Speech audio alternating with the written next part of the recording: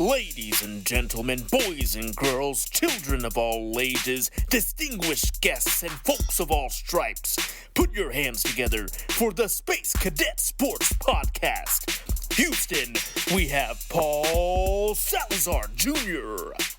Hey y'all, welcome back to the Space Cadet Sports Podcast, your Houston Astros podcast for die-hard Houston Astros fans from a die-hard Houston Astros fan. I'm Paul Salazar Jr., your favorite die-hard Houston Astros fan podcaster. I'm a professional improviser, comedy writer, year-round cold brew drinker, and multi-hyphenate. I'm a Houston native, and I have the receipts to prove it. I went to the Astrodome not only to catch Astros games, but Oilers games and rodeos and high school football games. I've spent the last decade or so as a comedy writer here in Los Angeles, and now I'm podcasting. That's right. Welcome to said podcast. This is the Space Cadet Sports Podcast. This was born out of my Substack, the Space Cadet Sports blog.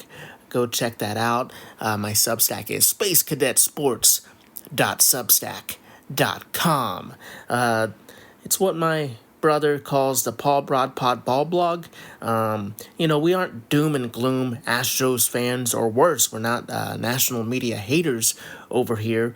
We love the team and root for them, but we also try to discuss the ins and the outs of the team without too much homerism. The rooting for your team homerism. There is a lot of Simpsons references. Just have to disclose that. If you go into the Substack, you can see all the memes.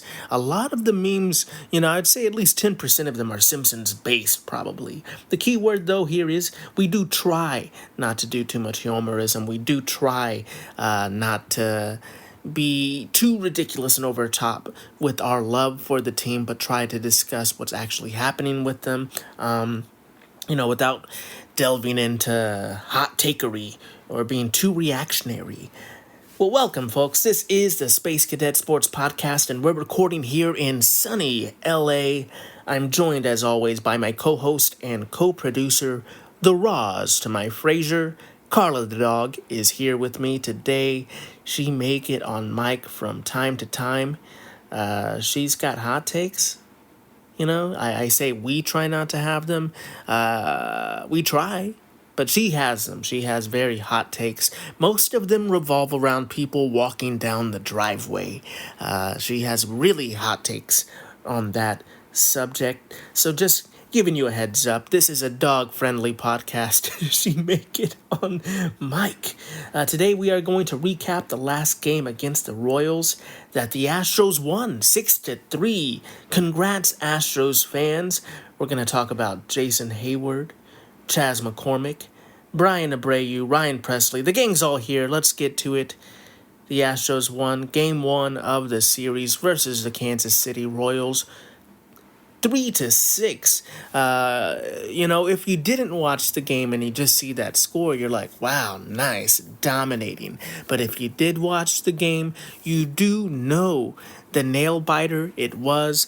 What a bit of a frustrating watch it kind of was. I think it's one of those dramatic games, one of those games that is kind of, it's very fun to watch. If you were there at the stadium, shout out to I do know a couple of people who were there. Shout out Jim Johnson. Back in the day, my dialects coach when I was in theater school at the University of Houston.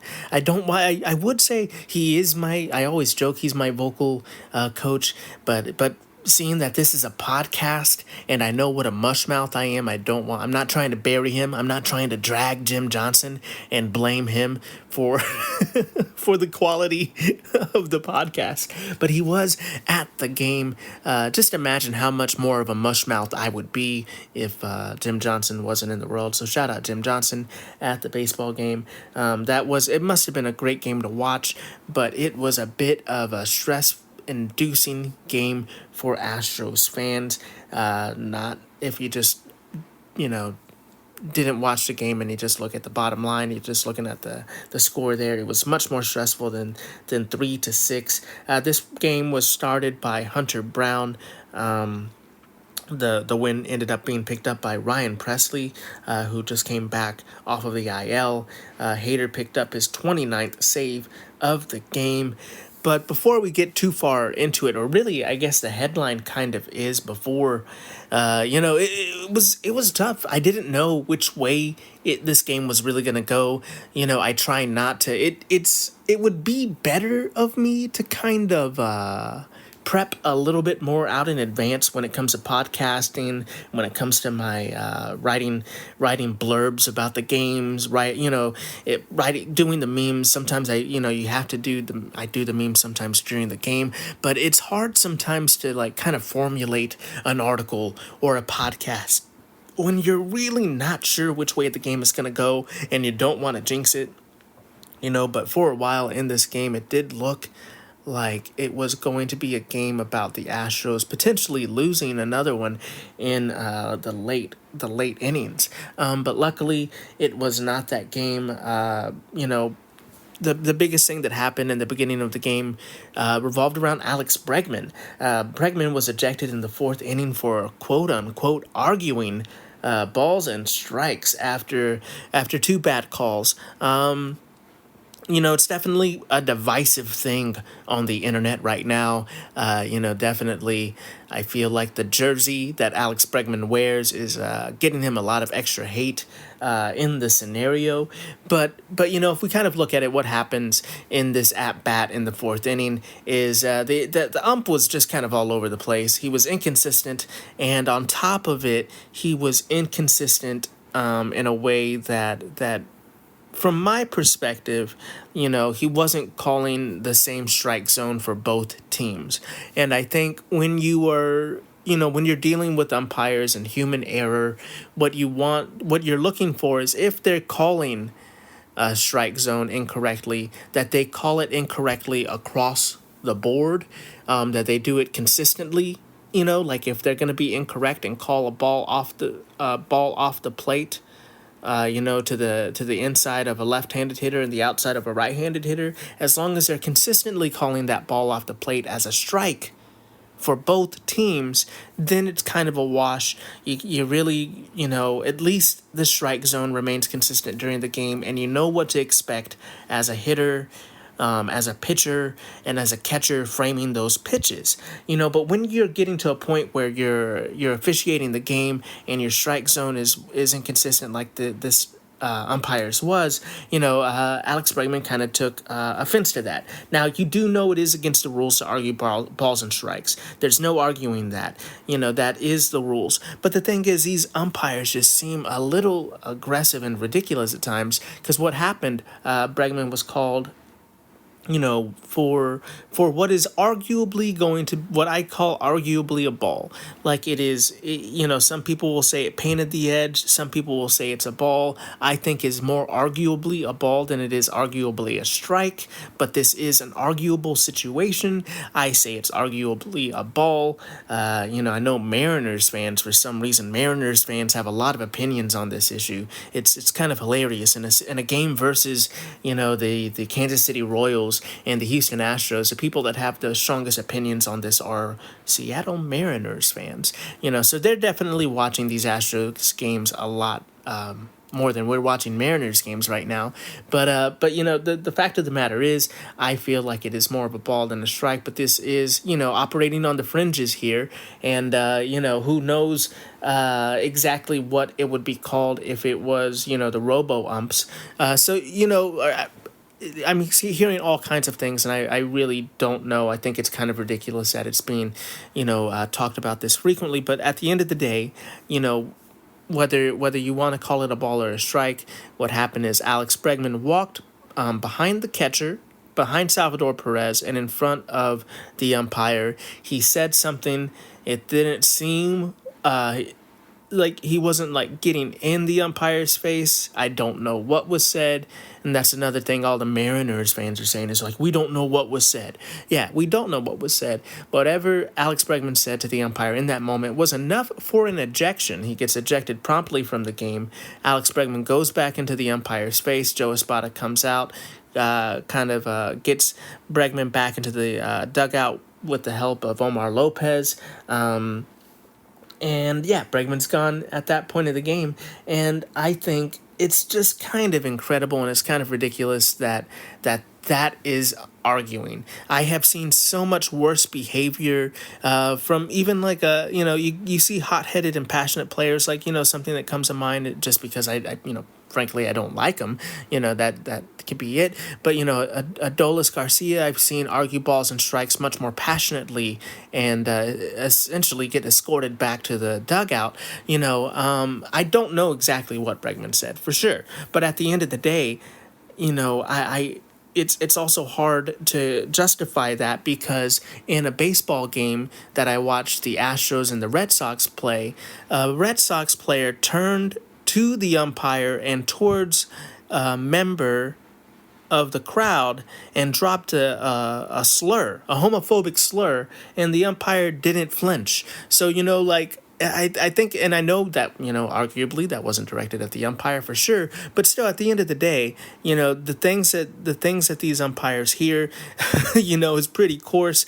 There was no cause for alarm there. So like what Bregman must have said, what must have been really, really egregious, or this umpire has really thin skin. Either way, I will never know. So the speculation is kind of out of control and ridiculous right now.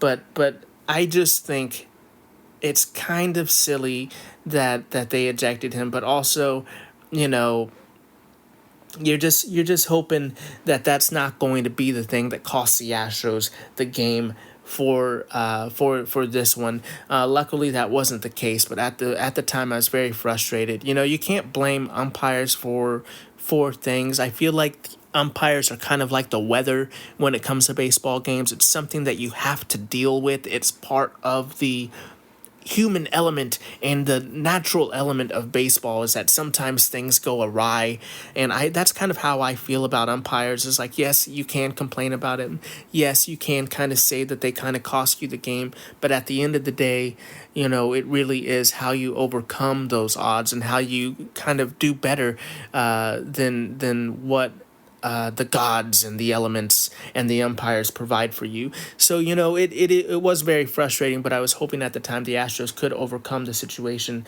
Luckily for them, they did. Shea Whitcomb was in as a defensive sub after that wild situation. In the bottom of the fifth, the Astros come and kind of help out. They pick up Bregman, for this game.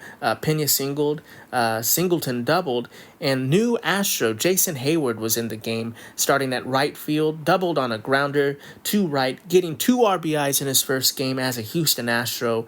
Also has to be shouted out, he made an amazing diving attempt on defense. The Astros were not obviously not in the same play. That would have been amazing. But earlier in the game, and at this point in the game, the Astros were up 2-0. Jason Heyward making some noise in his first game as a Houston Astro. Hunter Brown, as I stated earlier, started this game. He ended up pitching 6 2/3 of an inning, giving up 2 hits, 2 runs, 0 earned runs, 2 walks, 4 strikeouts, and 0 home runs.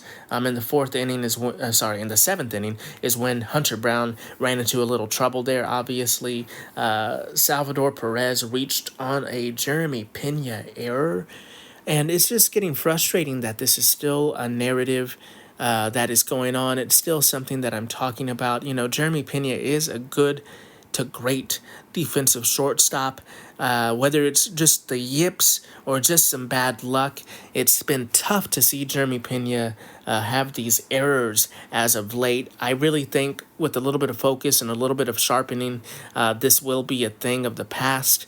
Hopefully it's not a yips type of thing, and it can just be turned around very quickly before the Astros get into that September playoff push that is right around the corner. And, we talk about Seattle hating on the Astros. Well, that's because they're just behind us, just around the corner, hoping that their team can gain some ground. So we need some defensive sharpening for sure going forward. That it definitely was tough. After that error, Melendez walked, and there was a pitching change. Abreu came in. unfortunately, in the seventh inning, well, not unfortunately, Abreu, when you look at the situation, really we'll get to it a little later, but Abreu coming in the situation in the seventh inning is normally going to be Abreu's, even in the situation, maybe the other arm you could have thought of would be Hector Neris, maybe if you're you know, really feeling Taylor Scott. You get Scott in there, but this is traditionally going to be Abreu's role and his spot. So he gets tapped in. He blows a save in this game. It's his sixth blown save of the season. He ended up giving up a single and loading the bases, and Kyle Isbell doubles on a blooper to left field that honestly would have probably been kind of played a little defensively better by an outfielder with some range. But, for this game, I don't hate it. You're not mad. You just, you can't. I don't blame Ben Gamel for being in left field or Joe Espada for putting him there. He put Ben Gamel, who, has more experience in right, in left field, and Gamel's more known for his arm than for his outfielding range for sure. They were making space for Jason Heyward to start the game. Ben Gamel's been hot as of late, so you don't take him out, you move him over to left. I completely agree with that. I'm just saying that baseball is a tough sport. While you can put this hit on Abreu, for sure, in another defensive scenario, this would have been something that the Astros would have played a little bit better, but alas, that's how baseball goes. Gamble has to play it on the hop, really frustrating. And, Isbell even was late to run out of the batter's box. It was just kind of like a little excuse me blooper hit. But that's baseball. It was a very frustrating play. Obviously Hunter was frustrated, Abreu was frustrated, and then pinch hitter Adam Frazier was brought in but was struck out.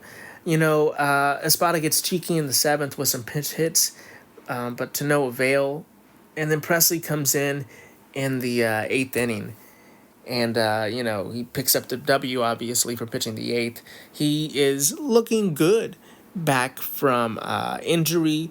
Not exactly the sharpest that we've seen Presley, but he doesn't look like the shakiest that we've seen Presley either this season, which has been pretty shaky at times, and especially after a very shaky outing from Abreu, you were hoping that there was going to be no rust on Presley, so you just have to be very thankful for that from Press. And then we get a big eighth. The whole lineup got to bat in the eighth. It started off with a two-way walk. Caratini came in as a pinch hitter. He's 7-15 as a pinch hitter this year. He hit a pinch hit single in the eighth. Then Yainer Diaz hit a ground ball off of Royals pitcher Lucas Erceg. Tuve scored, but in a twist of bad luck, the Royals suffered two injuries on the same play, with Erceg and Vinny Pasquantino, the first baseman, leaving the game after that play. They bring in a new pitcher, obviously. The Zinzo is back up for his second hit of the game after being brought in for a pinch hit in the last inning. And he gets a big-time walk, redeeming himself for a pinch hit strikeout in the last inning. You love to see it. That brings in a run. Then Doobie gets a hit with a two-run single and does the tummy-rubbing gesture that he's been doing when he gets those doubles, so you love to see that Doobie is getting full there. The Astros obviously go up 6-3. You love, you just love to see it in the eighth. Just the Astros finding some success, finding some ways to win the game. Just really just being a team effort and everybody kind of being involved. The two players, DeZenzo and Doobie, that kind of struggled in their last inning were able to come through for the Astros. Doobie has been part of some big moments for the Houston Astros, and you love to see that he is continuing to find ways to get hits and to find ways to make a difference for this Houston Astros team.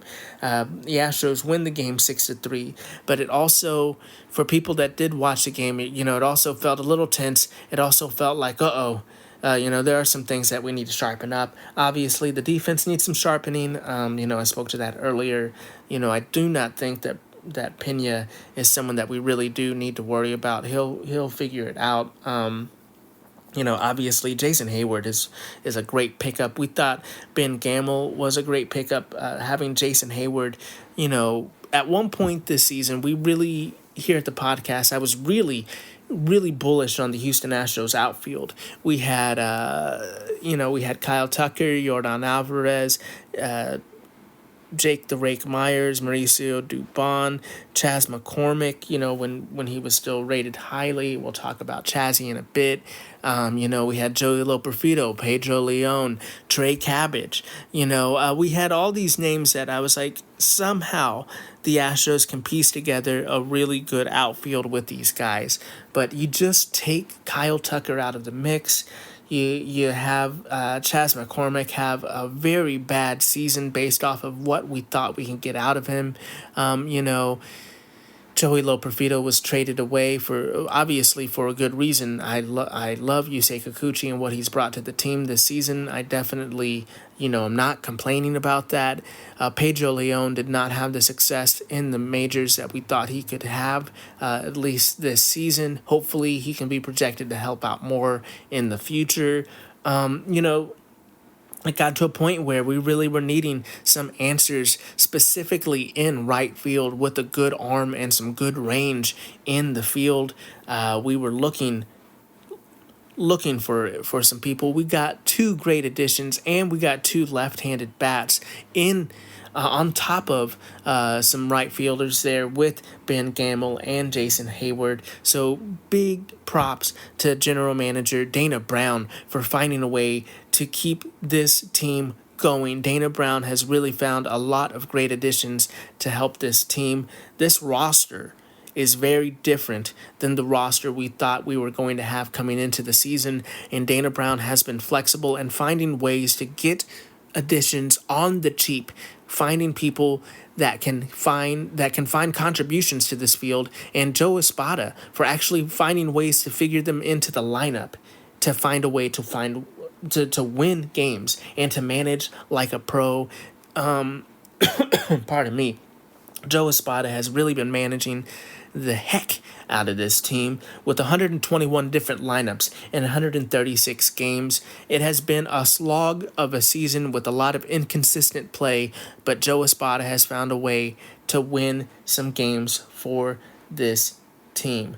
Let's real quickly look at the standings right now. As of the recording of this podcast, obviously this is going to change. The Astros are 72 and 62. That's 4 games ahead of the Seattle Mariners, who are at 68 and 66, and 9 games ahead of the Texas Rangers, who are 63 and 71.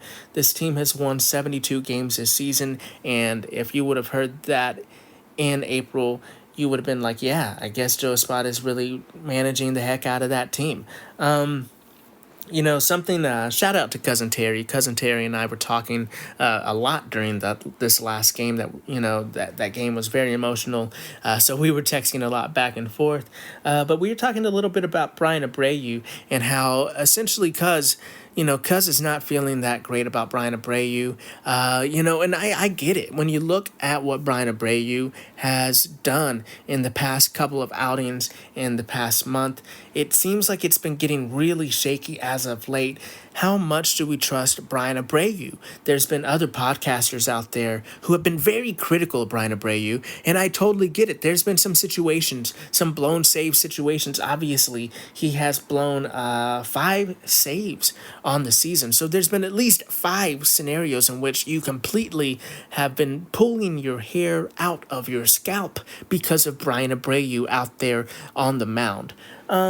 But just, and I kind of defended him a little bit. And I was like, I don't have the text in front of me, but, essentially, I was just like, I think he's been a statistical anomaly, I think is what I said, something of that nature. And how when Presley came in, we were saying how it was, Cuz was saying how it was good that Presley had such a good outing. And, I was speculating to how I don't know who I trust more, Ryan Presley or Bryan Abreu. So that really got me thinking, how good or how bad is Bryan Abreu? It's really hard to tell with high stress relief pitchers sometimes because their whole job is to go in there in a very stressful situation, in a situation that will probably win or lose the game, and do their thing. And sometimes they're going to run into trouble. And I feel like when you're a high leverage, high stress relief pitcher, it's really what have you done for me lately? And I get it. That is your job. That is how you will be judged. But I kind of I feel for Bryan Abreu, and I feel for these high stress relief pitchers because your whole job is essentially failure, and what you can do when your back's against the wall, and how well you can perform when you the last thing you can do is fail, and sometimes you will, and you'll have to pick yourself back up from that. Professional sports is failure. Baseball is a game of failure, and what it really comes down to is not how often you fail and how big your failures are, but how consistent you can be throughout the season. And I guess I can relate to this because being in comedy is really like dealing with a lot of failure. You deal with a lot of rejection. You deal with a lot of having to dust yourself off and pick yourself back up and find a way to improve your joke, improve your pitch, improve your script, improve your podcast, so that you can actually do better going forward. Because when you take that many shots, when you throw that many pitches, a lot of them are going to be busts. But what can you do to adjust and do better? So, we're going to kind of look at how much of a failure has Bryan Abreu really been this season. How stressed out should we be when he's on the mound? Really, Abreu, as always, seems to be relying on his slider, but this season in particular, from what I can see based off of, I scoured the numbers on Baseball Reference, Baseball Savant. Obviously, I talk about how I've watched every single Astros baseball game this season. I've seen all the pitches Bryan Abreu has thrown, but I'm not trying to sit here as an expert. We're just talking about my opinion and what I've done based off of my simple, basic comedy podcasting research here. So, I'll be honest with you, and if you want to ask at any point where I've gotten these numbers from, you can definitely let me know. I'll try to let you know where it's from. But it seems like he's struggling to set up via his fastball this season. His Baseball Savant numbers for his fastballs are bad. There's no other way around it. And it looks like his four-seamer is catching way too much of the middle of the zone when you're looking at that pitch map. It looks like perhaps he's trying to elevate the four-seamer on that top rail. The four-seamer gets a little bit of height when it comes in, so it looks like the way he wants to work that four-seamer is primarily up. There's some that he throws perhaps down and into to a left-hander, maybe that's down and out to a righty, but it seems primarily this season he's trying to work that four-seamer up, but he's catching a lot of the zone.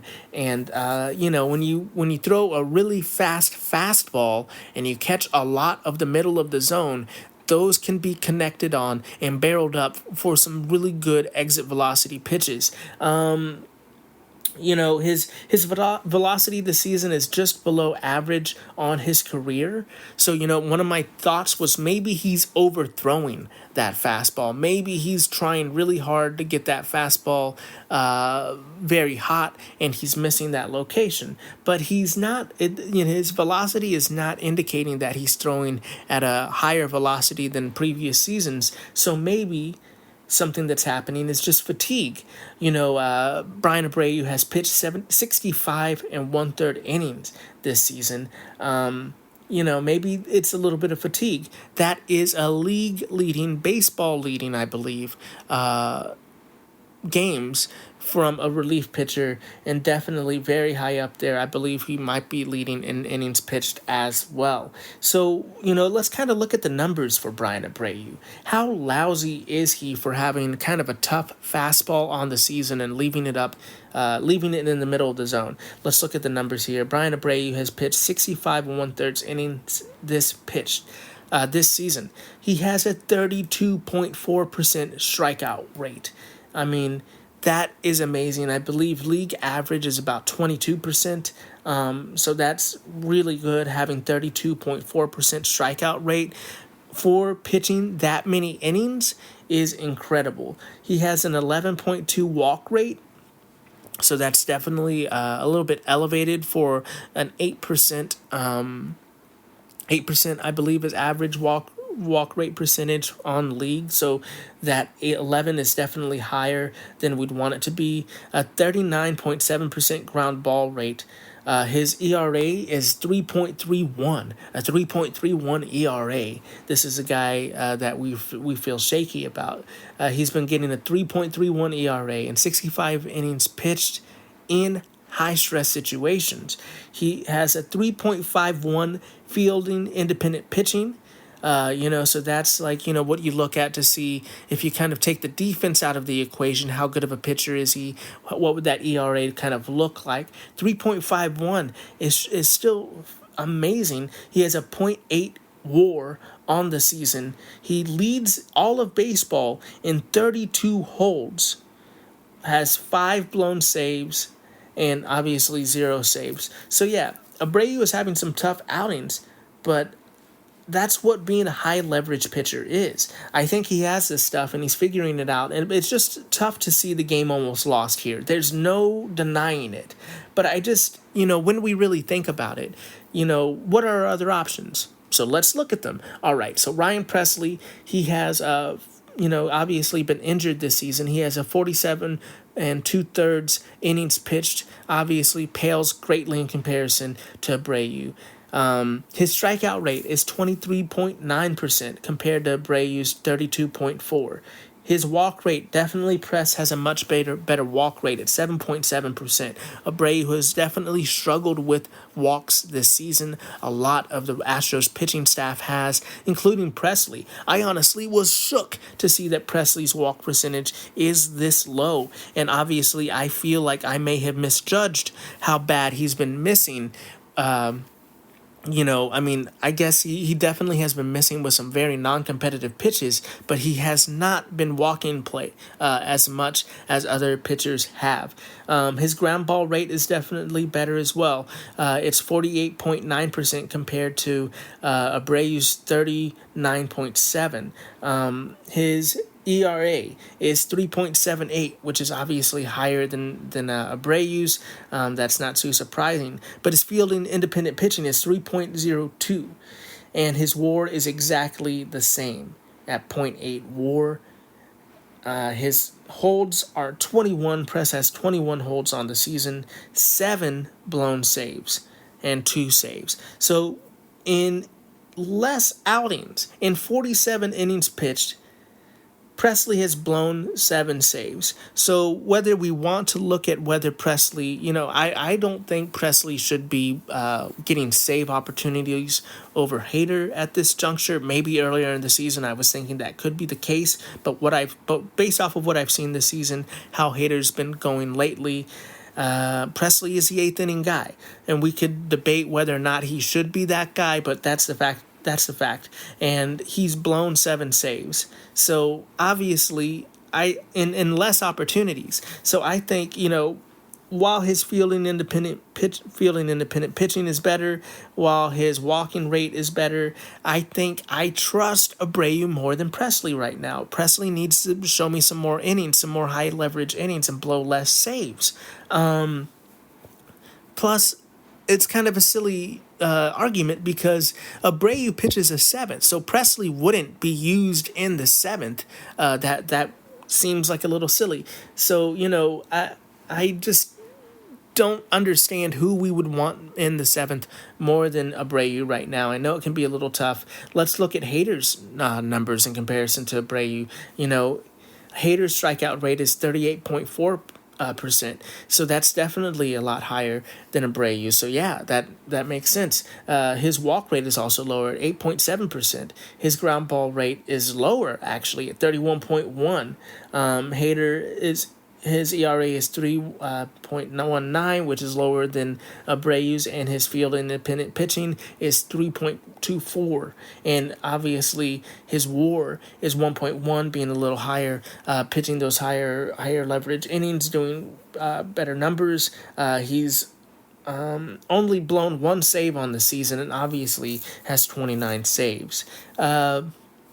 Yeah, that makes sense. Hader has looked better on the season. But when you look at those numbers in comparison, it's like Abreu's, kind of holding his ground with Hader. I also looked up the numbers of Emmanuel Clase, who is an amazing closer for the Cleveland Guardians. But his stuff is he's definitely a lower strikeout rate, more of a ground ball guy. So his numbers are through the roof when it comes to ground ball rate. I believe in the 60s. His strikeout rate is lower compared to the Astros. It just looks like he's doing a different thing compared to what Astros pitchers are doing. So I try to find somebody who is a little more comparable to Abreu and to Hader. I got Clay Holmes, who is a New York Yankees closer. He's pitched 53 innings on the season. He has a 26.5% strikeout rate. So definitely lower than Hader and Abreu. His walk rate is in the same class as Presley and Hader, but lower with 7.1%. And his ground ball rate is crazy high with a 66.7% ground ball rate. His ERA is 2.72 and his FIP is 2.47 with a 1.6 WAR. That's greater than Hader's on the season. And 10 blown saves and 28 saves. So his blown saves are even greater than Presley's. I feel like, and he's pitched 53 innings. So I feel like the thing is, Abreu might be a little bit exhausted. He might be a little bit overworked, but he's still the guy that you think you want in the situation until you can maybe get Hector Neris or, who kind of has been dubbed as Heart Attack Hector. He lets some guys walk too. He also gets himself into trouble. Or maybe it's Taylor Scott. He's been a success story, but does he still have some gas in the tank? I think that Abreu is just kind of getting a little bit of hate right now, and I think it's just what happens when you pitch those high leverage innings. I think we need to dial the hate down a bit. I think if you look at the numbers, he's doing pretty good. But what do you think? Who would you rather have in the seventh inning pitching than Abreu if you think he needs to sit down for a bit? Let me know what you think. Let's go ahead and move on to these roster moves. Obviously, we have some roster moves with some new additions with Jason Heyward joining the roster. Ryan Presley has been activated. So Brian King, rookie lefty, BK for the first time this season, doesn't have it his way and is optioned down to AAA. After a solid season of pitching his way into the bullpen, Brian King is 1-0 with a 2.05 ERA on 23 games, 22 innings pitched, 13 hits, 5 runs, 5 of them earned, only 1 home run given up on 27 strikeouts, and a 1 whip. 30.3 strikeout rate, a 10.1 walk rate, and a 2.94 field independent pitching. Brian King was great for the Houston Astros this season. He is just the odd man out, and with Caleb Fergie doing fairly well as of late and being the veteran left-hander on the squad, Brian King is optioned down. I salute you, King. Pick up your crown, King. King has been great for us. Maybe Joe Espada hinted he could be back in September, but he is just the odd man out here. Obviously, there had to be a DFA with Jason Heyward joining the squad, having to be added to the 40-man. Jason Junk was DFA'd to the delight of all podcasters, ready for low-hanging fruits, junk jokes. But I say, Jan, son, it sucks to be cut without making the majors. We hope Jansen Junk does find some success wherever he may go next. It was mentioned in the last podcast where I was speculating more about Jason Heyward and Chazzy Fizz, But now we can make it official in this podcast. Jason Heyward is officially an Astro, and he is obviously here to help with outfield defensive effort, with that diving play, getting on base with those great hits that he had, or that great hit that he had, for sure. You love to see Jason Heyward's effort out there and bring some veteran leadership to a playoff hopeful team. Notice that I said still playoff hopeful. We still have some baseball left to play this month. The Astros have some high talent baseball teams that they have to play. And the Mariners are still lurking. So, we need to see this team turn the corner officially. We need to get some distance between us and the Mariners, or at least get our wins into the 80 zone before I can start breathing and calling us something besides a playoff hopeful. Obviously, we have the pedigree. I'm not trying to say we're not watching the golden era of Houston Astros baseball. I'm just saying we need to calm down. We need to get to the playoffs first. With Heyward making the team, the roster casualty was who I thought it would be in the last podcast. The Chasmanian Devil, Chazzy Fizz, was sent back down to AAA after a struggle of a season. In a few positives Chaz had on the season includes an amazing OAA range, outs above average range in the outfield. His sprint speed was great this season, but while we all know that Chaz is going to go out there and give you great effort, as showcased by his incredible catch in the 2022 World Series, his bat had disappeared on the year, batting 192, 256, and a 292 slugging with a 57 OPS plus on the year after a 130 OPS plus in 2023. That is a stark drop-off. No pro has had the same track as a professional athlete, There's no one way to be a professional baseball player. There's no linear track. So we're hoping, that Chaz will be back soon here at the Space Cadet Sports Podcast. We're rooting for him to figure that swing out. Obviously, there's multiple ways to be a baseball player and find your way back onto a squad, but we're hoping he can figure that swing out. There's been so much speculation as to what has happened, but on the field, from my humble perspective, from what I could see from watching the games and from my baseball savant and baseball referencing pouring, he's really got to a point where he's just swinging way outside the zone, and I think there was just some sort of adjustment at some point, where that didn't help Chaz, and he started pushing for results, which led to more aggressive swinging, but while I feel like he was pushing in the aggressive swinging, he was swinging way more outside the zone than he was last season. He might have been getting to those strikeouts sooner, but he was striking out at 28.8% this year. But last year, it was at 25.6. So while it is a slight increase, there's other things to look at, so I've noticed that his exit velocities have been declining now for a couple seasons, but, not so much that it seems like it's too troublesome. His hard hit percentage has dropped significantly, though, and his ground ball percentage is up. So that's definitely a problem where he's not hitting them as hard, and he's hitting softer contact to the ground. His home run percentage is at 2.1% compared to 4.8 last year.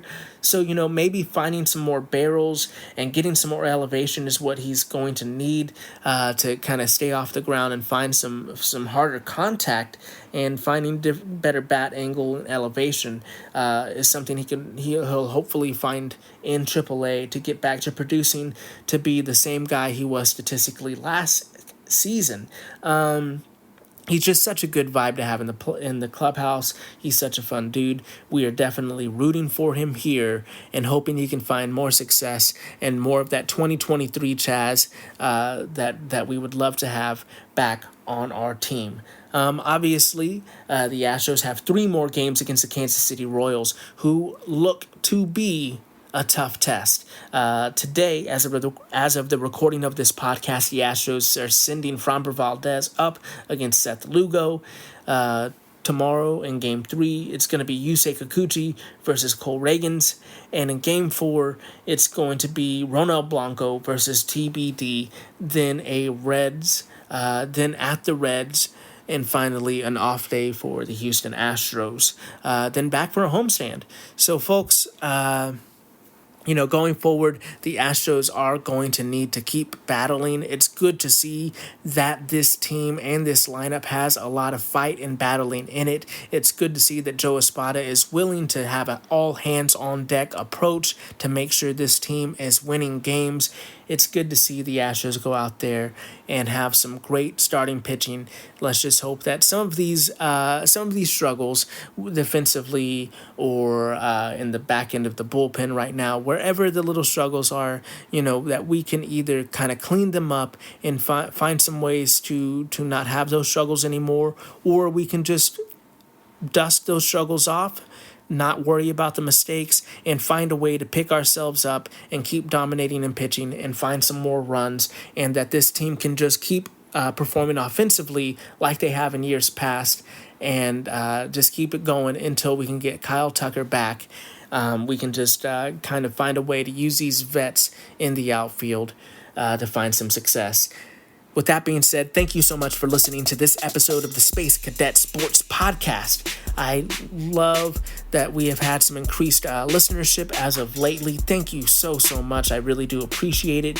Please smash that like button, rate and review this podcast. Give us a 5-star rating wherever you are listening to this podcast on. Subscribe and share with other H-Town hustlers out there, other diehard Houston Astros fans that would want to be part of this community. Let them know that we are out there.